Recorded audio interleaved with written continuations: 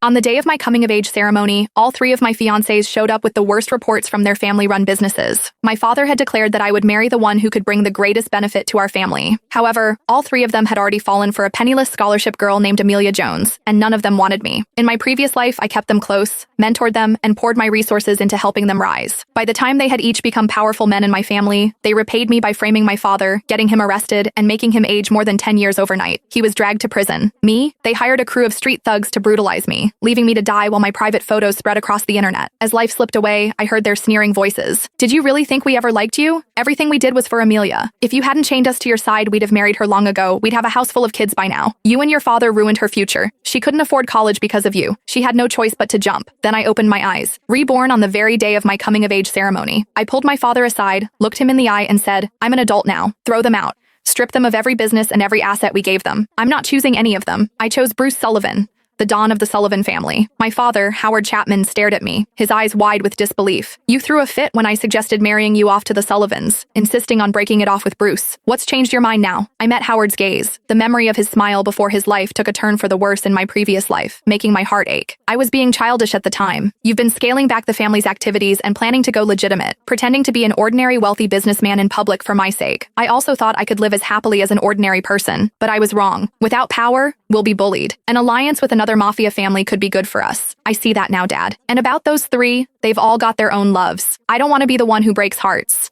Howard let out a relieved breath and affectionately patted my shoulder. "I always said you were a visionary, my girl. I'll head over to the Sullivans right away to sort out your marriage. And if they don't see sense, I'll move heaven and earth to get you what you want." Watching him put on his act, I could not help but chuckle. The same Howard who doted on me ended up in such a mess because of me in my previous life. In this life, I was determined to rewrite our stars. I clenched my fists, fighting back the tears. Before I could speak again, the door flew open, and the three men stormed in, encircling me. Yoel Henderson, right in front of me, gripped my shoulders with urgency, his fingers pressing so hard I winced. "Shirley, you've got to tell me. Who are you choosing? It's not me, is it?" Yoel had been my right-hand man, the one I had banked on in my previous life, giving him nearly half of our resources to rise to the occasion. However, the moment he became underboss, he turned on us, stealing secrets that led to our ruin. I gave him an icy stare, my lips curling into a sneer. My reaction only served to enrage them further, their faces contorted with fury. "Shirley, it doesn't matter who you pick. We're not sticking around," one spat out. "I'll see to it that you end up all alone. We're sticking with Amelia. She's not some pampered principessa like you. She needs us by her side."